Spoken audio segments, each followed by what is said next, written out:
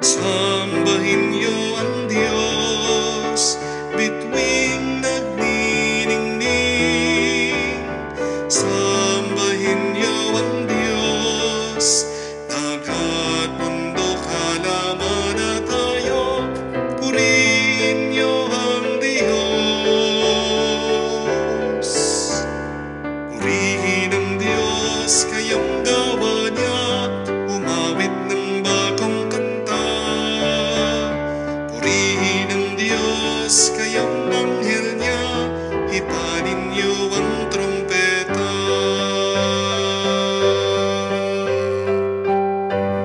Sa ngalan ng Ama, ng Anak, at ng Espiritu Santo. Amen. Sumayin niyo ang Panginoon. At sumaiyo rin.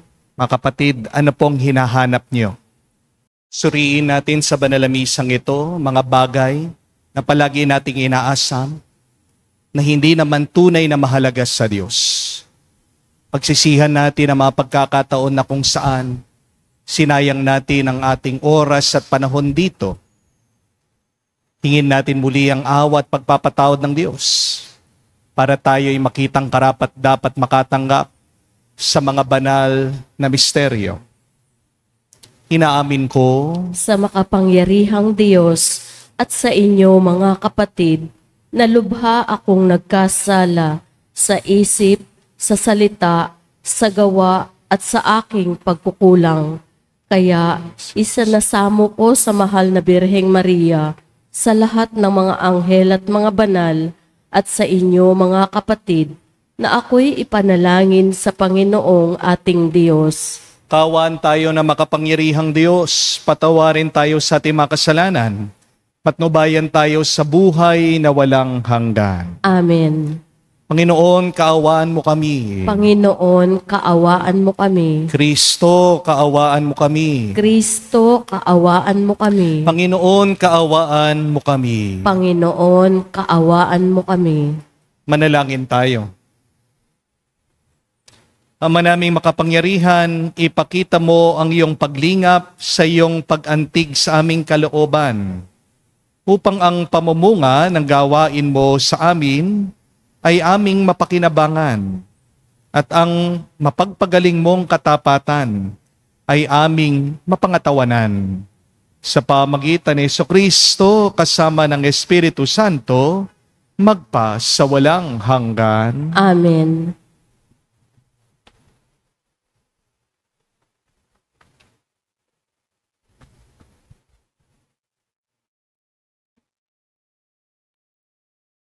Pagbasa mula sa aklat ni Propeta Daniel. Noong mga araw na iyon, sinabi ni Daniel kay Nabucodonosor, "Mahal na hari, ang napanaginip ninyo ay isang malaki at nakasisilaw na rebulto. Nakatayo ito sa harap ninyo at nakatatakot tingnan. Ang ulo nito ay dalisay na ginto, pilak ang dibdib at mga bisig, tanso ang tiyan at mga hita. Ang mga binti at mga paa ay bakal at luwad. Habang ito'y tinitingnan ninyo, may batong natipak sa bundok. Bumagsak sa mga paa ng rebulto at nadurog ang mga paa. Pagkatapos, nadurog ding lahat ang bakal, luwad, tanso at pilak at ginto. Ano pa't naging parang ipa? Tinangay ito ng hangin at walang naiwan kahit bakas. Samantala, ang tipak ng batong bumagsak dito ay naging isang napakalaking bundok na pumuno sa buong daigdig. Mahal na hari, iyan po ang inyong panaginip, at narito naman ang kahulugan. Kayo ay pinagkalooban ng Diyos ng kaharian, pinuspos ng kapangyarihan, kapamalahan at karangalan. Niloob ng Diyos na masakop ninyo ang lahat ng tao, hayop at ibon sa lahat ng dako. Kayo ang katumbas ng ulong ginto. Ang susunod sa inyo ay ikalawang kaharian, ngunit mahina kaysa sa inyo. Pagkatapos, lilitaw ang pangatlong kaharian, sinasagisag ng tanso at sasakupin nito ang mga naunang kaharian.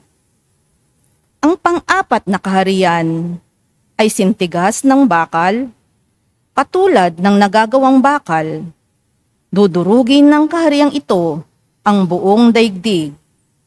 Ang ibig namang sabihin nang nakita ninyong mga paa na yari sa bakal ay luwad, ay ito: mahahati ang kaharian, ngunit mananatili ang tigas ng bakal, pagkat ito'y pinaghalong bakal at luwad.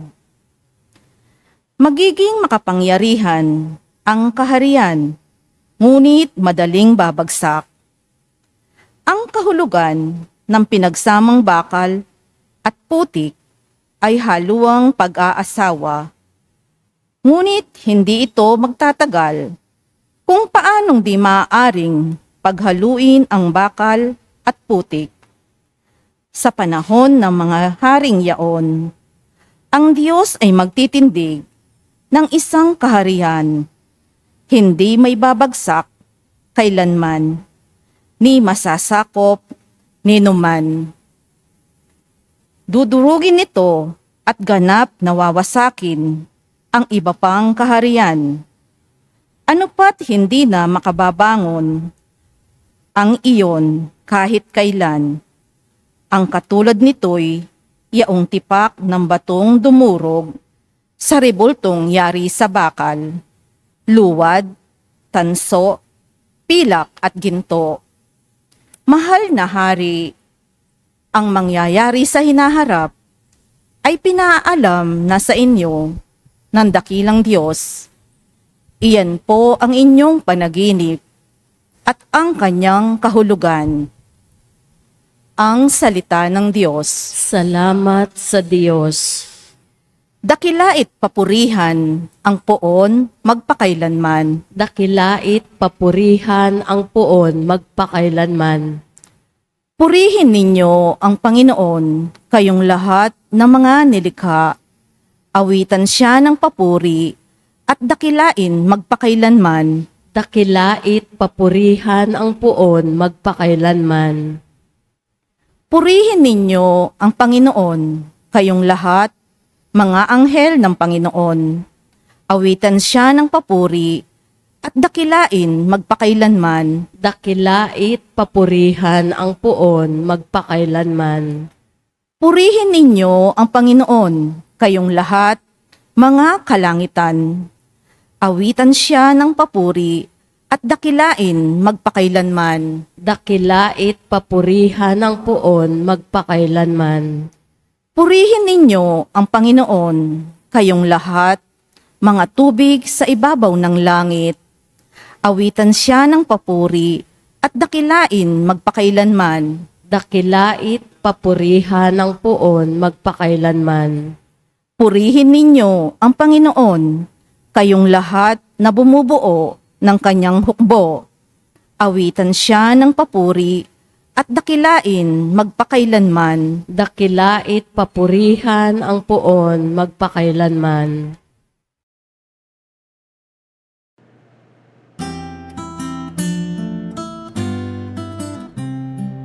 Alleluia, alleluia, alleluia, alleluia, alleluia, alleluia, alleluia, alleluia, alleluia, alleluia, alleluia, alleluia.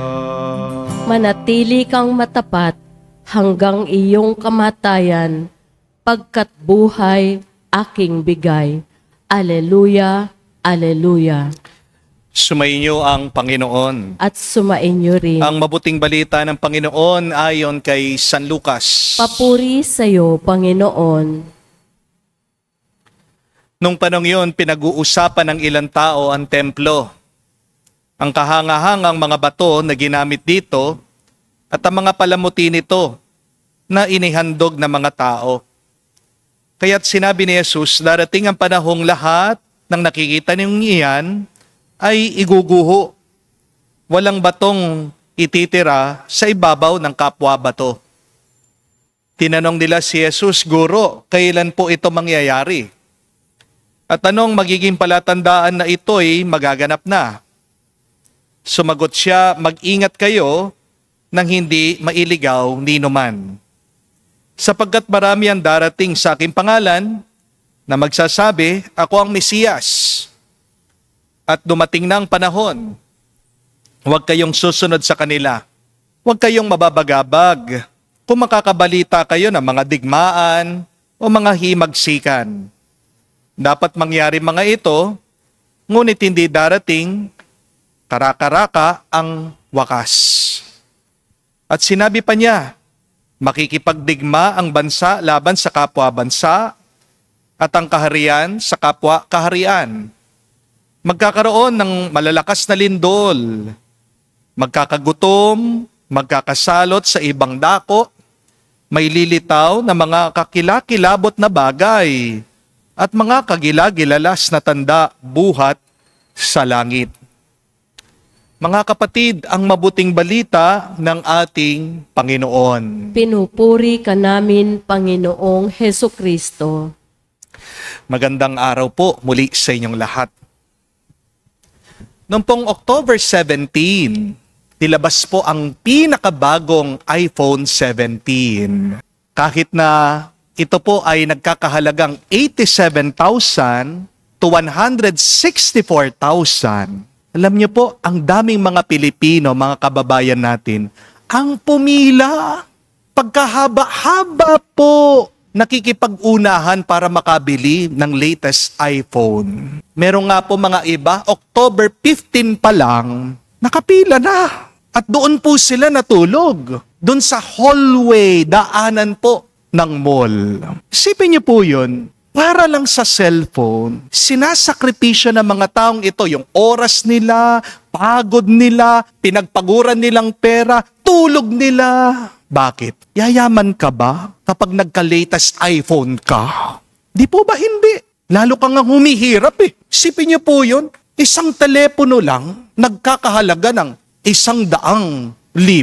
Opo, nagmumukha kang mayaman, sosyal, kapag may iPhone ka. Pero, hindi ka tunay na mayaman. Di po ba? Kasi mga tunay na mayaman, hindi nila pinagmamalaki ang kanilang yaman. Amen? Tanong lang po, kapag babago yung cellphone mo, nagbabago din yung kausap mo. Nagiging artista ba? Sikat yung mga kausap mo sa cellphone? Di po ba hindi? Kapag ba latest ang iyong cellphone, mas sumasarap ba yung pagmamahalan yung mag-asawa? Di ba hindi? Misa nga dahil sa cellphone, ini-ignore mo yung mga taong talagang mahalaga sa buhay mo dahil nakatutok ka dyan sa cellphone mo. Kapag ba brand new yung cellphone mo, hindi ka natatanda, hindi ka na magkakasakit? Hindi. Di po ba? Wala naman pong masama sa pagkakaroon ng bagong cellphone o gamit. Pero ang problema lang, baka nakakalimutan natin ang pinakamahalaga sa ating buhay. Amen? The problem with us sometimes is we spend money that we do not have, trying to impress people that we do not know. We are collecting things that we do not really need. Let's admit it. We waste our life on things that won't matter, that won't last. At yan po ang pinapaalala sa atin ng Panginoong Hesukristo ngayon sa Ebanghelyo. Habang pinagmamasdan daw ng mga tao, ang ganda ng templo. Sabi po ni Jesus, darating ang panahon, walang bato ang matitirang nakapatong sa kapwa bato. Para bang sinasabi ng ating Panginoong Hesukristo, Huwag kayong masyadong attached sa mga magagandang bagay. Kasi mawawala din yan. Minsan, ang maganda ay wala naman talagang kwenta. Di po ba? What's beautiful fades, but what's faithful remains. Totoo naman po, pumunta po kayo ngayon sa Jerusalem, isang pader na lang po yung natira dun sa dating templo. At yung natirang pader, walang kaganda-ganda. Bato lang, sira-sira na. Mga kapatid, kailangan nating maunawaan, everything fades. Ang lahat ng bagay lumilipas. Yang pinagmamalaki mo, ang kinis, ang ganda ng balat mo, magkukulubot din yan. Di po ba? Maganda ang buhok mo, malalagas din yan. Matalino ka ngayon. Darating ang araw, magiging makakalimutin ka. Matipuno ka, sexy ka, tataba ka. Di po ba? Maaaring sikat ka ngayon, kilala ka ng ibang tao. But in 100 years, makakalimutan ka din, malalaos ka. Paano nyo po alam na tumatanda na kayo? Ito po, kapag bago po kayo kumain, tinatanong mo, maalat ba? Matamis ba? Mataba ba? Kasi di ba, nung bata-bata tayo, di naman nating concern yun eh. Pero ngayon matanda ka na, iniisip mo na ang health mo. Tingnan nyo na, nagbabago ang lahat. Amen? Pero ano ang nananatili? Magbago man ang lahat, meron pa ring bagay na hindi makakalimutan bandang huli. Yan po ang pananampalataya. Yan ang kabutihan na nagmumula sa puso. Yan ang pag-ibig natin sa Diyos at sa ating kapwa. Yan ang maaalala ng iba. Yan ang hindi nakakalimutan ng Diyos. Remember this. Faithfulness never goes out of style.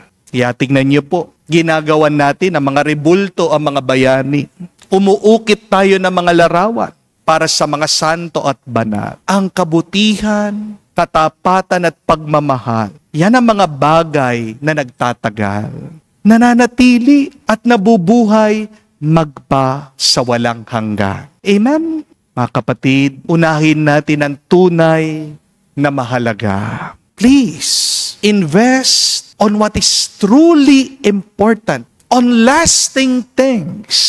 Kapag matanda ka na, mahalaga pa ba na bago yung cellphone mo? Di ba hindi? Ano pong mahalaga na cellphone para sa mga matatanda? Basta't malaki po yung font ng cellphone, hindi po ba? Para mabasa yung message, di po ba? Ano pang gusto ng mga matatanda sa cellphone? Yung malakas yung tunog, para naririnig. Kaya nga po nung minsan, nagmimisa po ako dito, merong isang matanda, nakaupo, nagsisimba. Sa gitna ba naman ng homily ko? Doon ang lakas-lakas, tumatawag, nagre-ring yung cellphone. Tumigil po ako. Kasi nakaka-distract. Ito pong matanda, hinahanap dun sa bag niya, yung cellphone, hindi makita. At nung nakita, hindi alam sagutin.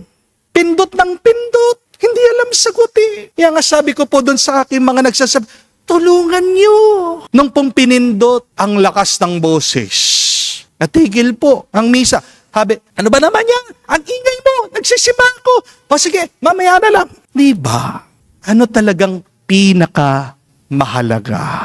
Ang mahalaga sa mga matatanda, hindi yung itsura, kung hindi yung pakinabang. That is what is important. The impact, the experience. Sana wag niyo pong hintayin na kayo'y tumanda bago niyo ma-realize yung mga iniipon nyo, wala palang halaga. Pagtanda nyo, doon nyo na marirealize lahat ng iniipon nyo. Basura pala. Pinagkaaksayan mo ng panahon, hindi pala tunay na mahalaga. Di naman po masama ang magtrabaho, ang bumili, mag-enjoy. Pero kung puro na lang material things, baka nakakalimutan nyo na po yung mga lasting things. Yung mga eternal things. So start investing today, not in looks, not in likes, not in labels, but please take time to invest more in love, prayer, kindness, and faith. Dahil po, kung sa kabanalan at pananampalataya ka mamumuhunan, hindi ka malulugi, hindi babagsak ang buhay mo. Amen? Marami po mga tao ngayon natatakot sa lindol. Darating na daw po yung tinatawag nilang the big one. Hindi natin alam kung kailan darating ang lindol.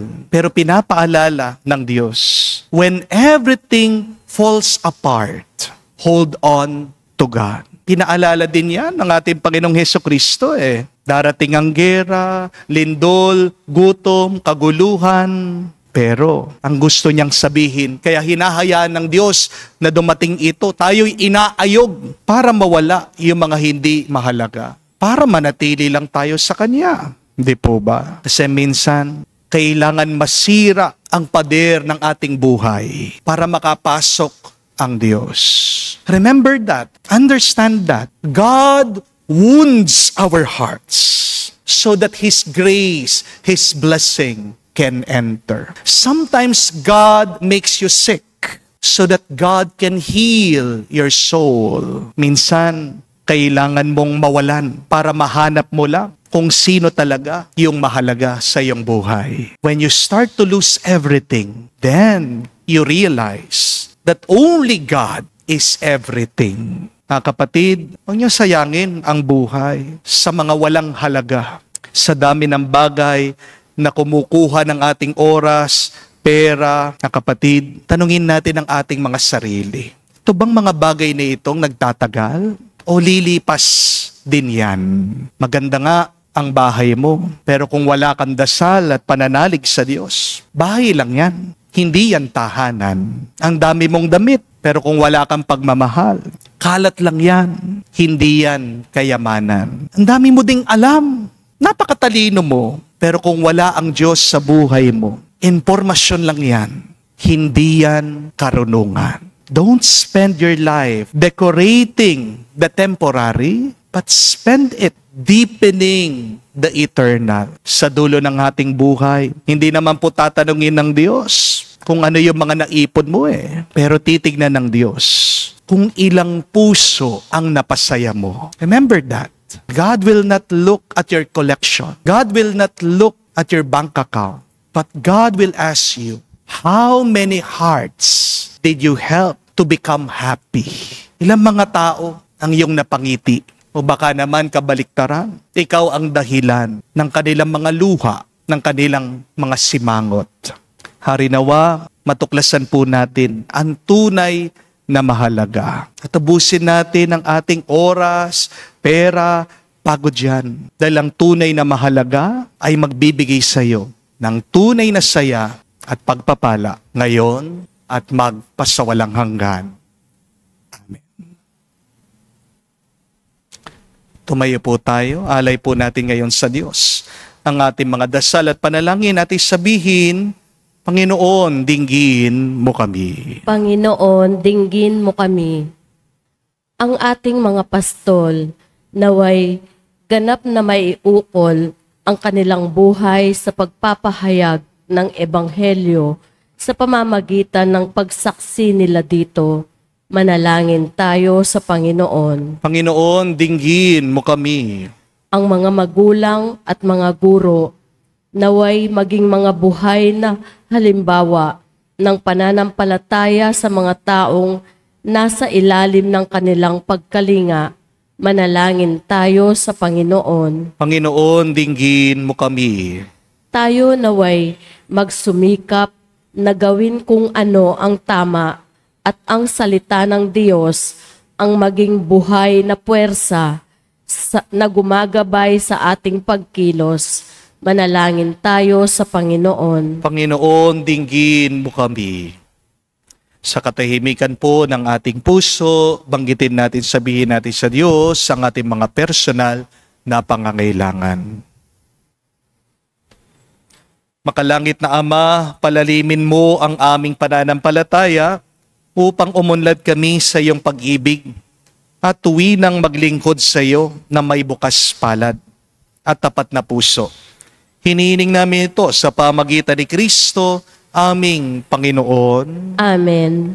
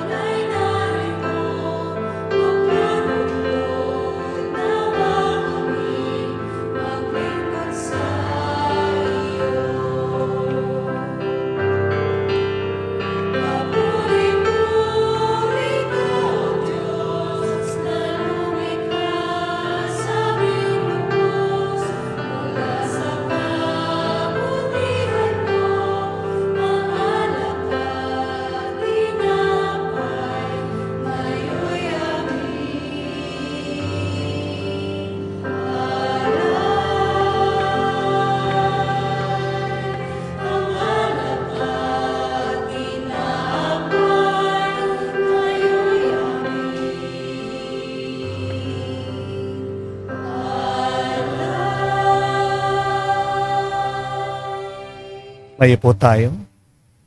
Manalangin kayo mga kapatid para ang ating mga paghahain ay kalugdan ng Diyos, amang makapangyarihan. Tanggapin nawa ng Panginoon itong paghahain sa iyong mga kamay sa kapurihan niya at karangalan sa ating kapakinabangan at sa buong sambayanan niyang banal. Ama naming lumikha, tanggapin mo ang mga banal na alay na iyong pinag-utos na aming italaga sa pagsamba sa iyong ngalan at upang kami pagindapating paunlakan ng iyong tapat na pagmamahal.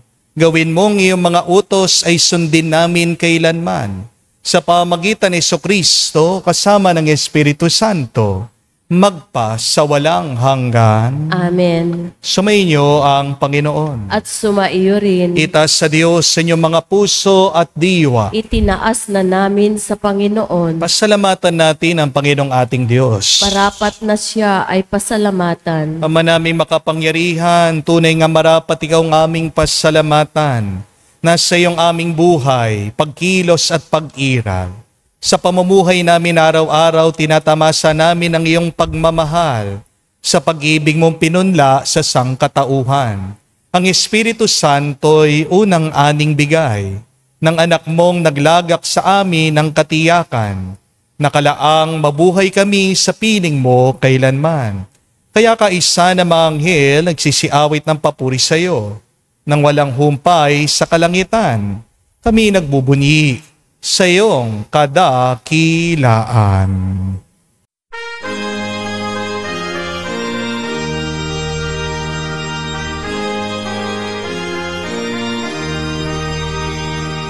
Santo, Santo, Santo, Panginoong Diyos ng mga hukbo, napupuno ang langit at lupa ng kadakilaan mo. Hosana sa kaitasan, pinagpalang na Panginoon sa ngalan ng Panginoon. Hosana sa kaitasan, Hosana sa kaitasan. Ama naming banal, ikaw ang bukal ng tanang kabanalan. Kaya't sa pamagitan ng iyong Espiritu, gawin mong banal ang mga kaloob na ito upang para sa amin maging katawan at tugo ng aming Panginoong Heso Kristo. Bago niya pinagtiis ang kusang loob na maging handog, hinawakan niyang tinapay, pinasalamatan kanya, pinaghati-hati niya iyon, inabot sa kanya malagad at sinabi, tanggapin ninyong lahat ito at kanin. Ito ang aking katawan na ihahandog para sa inyo.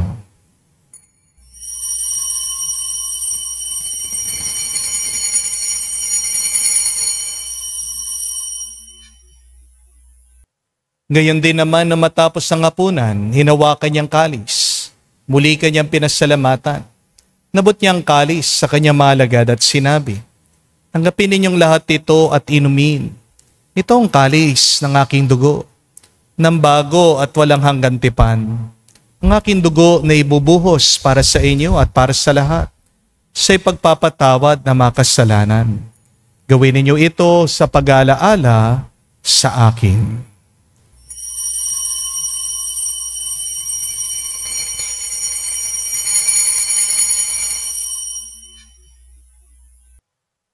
Ang misteryo ng pananampalataya.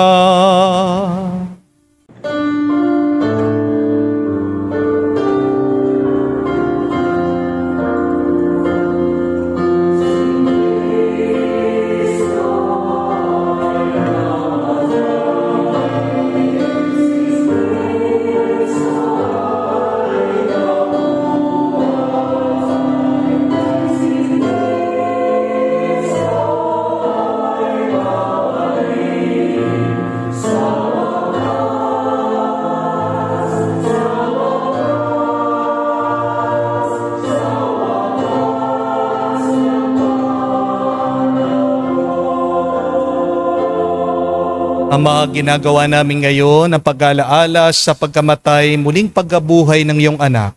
Kaya tiniyalay namin sa iyo ang tinapay nagbibigay buhay at ang kalis na nagkakaloob ng kaligtasan. Kami nagpapasalamat dahil kami yung minarapat na tumayo sa harap mo para maglingkod sa iyo.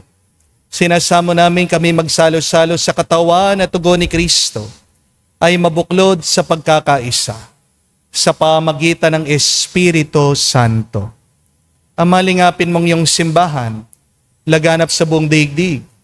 Puspusin mo kami sa pag-ibig. Kaisa ni Leon ang aming Santo Papa, si Florentino aming Arsobispo ng Tanang Kaparian. Alalahanin mo rin ang aming mga kapatid na nahimlay may pag-asang sila'y muling mabubuhay.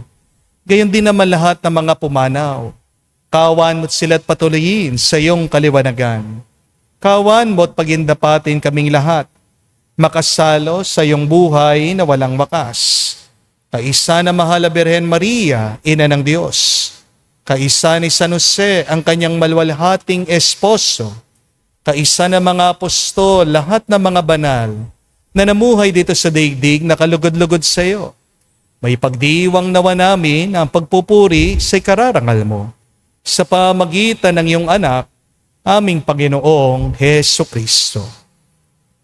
Sa pamamagitan ni Kristo, kasama niya at sa Kanya, ang lahat ng parangal at papuri ay sa iyo, Diyos Ama, makapangyarihan, kasama ng Espiritu Santo, magpasawalang hanggan.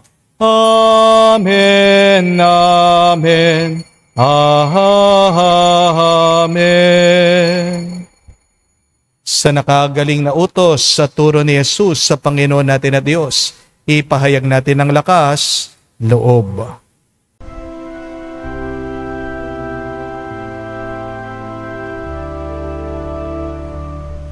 Ama namin, sumasalangit ka, sambahin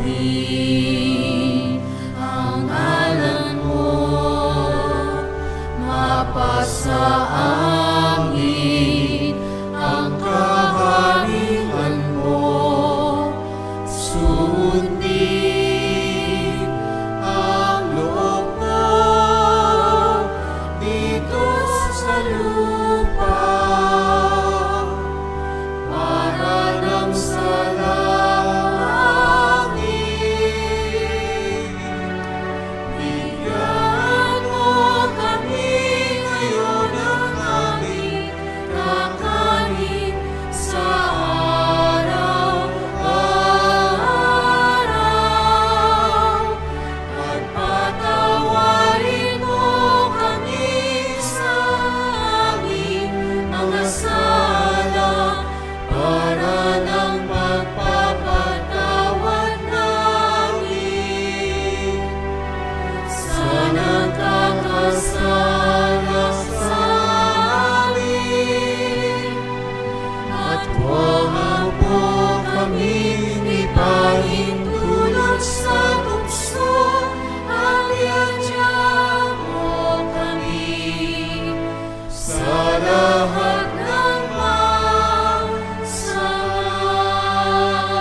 Hinihiling namin kami adya sa lahat na masama, pagkalooban ng kapayapaan araw-araw, ligtas sa kasalanan, hilayo sa lahat ng kapahamakan, samantalang aming pinanabikan ang dakilang araw ng pagpapahayag ng tagapagligtas naming si Hesukristo. Sapagkat iyo ang kaharian at ang kapangyarihan at ang kapurihan magpakailanman. Amen. Panginoong Hesukristo, sinabi mo sa mga apostol, kapayapaan ang iniwan ko sa inyo. Ang aking kapayapaan binibigay ko sa inyo. Tunghayan mo ang aming pananampalataya at huwag ang aming pagkakasala. Pagkalooban mo kami ng kapayapaan at pagkakaisa ayon sa iyong kalooban. Kasama ng Espiritu Santo, magpa sa walang hanggan. Amen. Kapayapaan ng Panginoon ay laging sumainyo. At sumaiyo rin. Magbigayan po tayo ngayon ng kapayapaan sa bawat isa. Pisoy niyo po, kapayapaan po sa inyong lahat.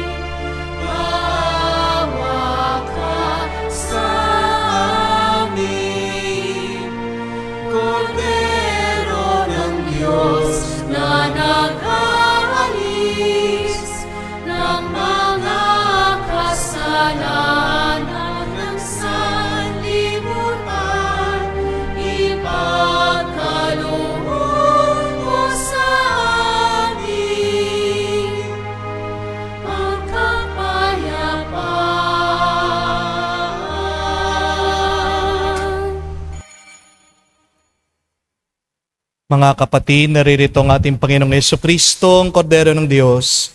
Siya nag-aalis sa mga kasalanan ng sanlibutan. Mapalad tayong lumalapit sa piging ng Kordero. Panginoon, hindi ako karapat-dapat na magpatuloy sa iyo, ngunit sa isang salita mo lamang ay gagaling na ako.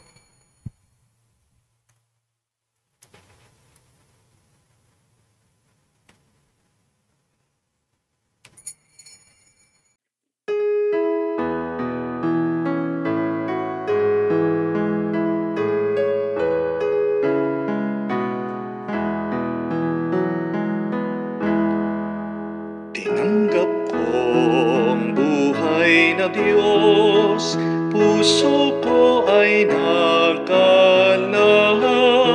Tinanggap ko buhay na Diyos, puso ko ay natuwa. Tinapay siya ng buhay, hinati at binigay, para mangbigay buhay, huwag mangamba kailanman. Tinanggap ko buhay na Diyos, puso ko ay nagalak. Tinanggap ko buhay na Diyos, puso ko ay natuwa. Siya'y daan ng buhay, inasam ka ng Ama, umuwi ka sa Kanya, makaisa sa piling niya. Tinggap ko ang buhay ng Diyos, puso ko ay naghalak. Tinanggap ko ang buhay na Diyos, puso ko ay natuwa. Manalangin tayo. Ama namin mapagmahal, kaming pinagkakaloob mo ng pagsasalo sa iyong kagalakan ay lagi nawang lumingon sa pinanggalingan nitong banal na pakikinabang upang kami wag mawalay sa iyo na aming hantungan. Sa pamagitan ng Jesucristo kasama ng Espiritu Santo, magpa sa walang hanggan. Amen. Ano po sa tingin niyo ang pinakamahalagang bagay dito sa mundo? Ano yung pinakamahal na bagay sa ating buhay? What is the most valuable thing, most precious thing in our life? Baka yung iba sasabihin nila ginto. Mahal ng ginto ngayon. O baka yung iba sasabihin nila diamante. Baka yung iba sasabihin nila yung pinaghirapan nilang bahay o kotse. Hindi po. Ang pinakamahal, mahalagang bagay ay ang ating oras. Time is the most valuable thing that we have in this life. Kaya nga, may katotohanan yung kasabihan, time is gold. Bakit? Dahil pag nawala na ang oras, hindi mo na maibabalik yan. Ang oras, hindi mo pwedeng ipunin. Yan ay lumilipas. So spend your time wisely. Huwag niyong uubusin yung inyong oras sa mga walang kakwenta-kwentang bagay na masisira, na mawawala. At huwag niyong uubusin ang inyong oras sa mga negatibo at walang kwentang emosyon. Inuubos mong oras mo sa galit. Wala nang mangyayari. Hindi mo mapapalitan ang buhay mo dahil sa galit mo. Inuubos ng iba sa inyo ang oras nila sa depression, sa lungkot. Inuubos mo ang oras mo sa takot. Hindi gaganda ang buhay mo kapag nananatili ka sa mga negatibong karanasan na ito. Hindi natin alam kung hanggang kailan lang ang ating buhay, ang ating oras dito sa mundo. Your time is your most valuable treasure. Your time is your most important gift that God has given to you. Please, spend it wisely. Kaya nga, ang abiling ko po sa inyo, spend some quality time with God. Dahil yan, naaalala ng Diyos, at dyan kanya huhusgahan bandang huli. Spend quality time with your loved ones. Di nyo alam kung hanggang kailan nyo na lang sila kasama. Di po ba? Spend quality time with yourself. May mga iba nagtatanong, Father, anong gagawin ko? Hirap na hirap ako. Better yourself. Improve yourself. Kaya hindi ka umaasenso kasi mismo ang buhay mo. Hindi mo pinapabuti, hindi mo pinapaganda. Ang kagandahan ng buhay ay nag-uumpisa hindi sa labas o hindi sa loob. Magkaroon ka man ng mga mamahaling gamit, pero hindi ka nagiging mas mabuti dahil diyan. Aangat, bubuti ka, aasenso ka, kung aayusin mo ang iyong ugali. Amen? Lumilipas ang lahat. Make today count. Sumainyo ang Panginoon. At sumaiyo rin. At kaibasbasa ng Diyos, makapangyarihan sa lahat, sa ngalan ng Ama, ng Anak, ng Espiritu Santo. Amen. Ang ating misa ay natapos na. Humayo kayo sa kapayapaan ni Kristo. Salamat sa Diyos.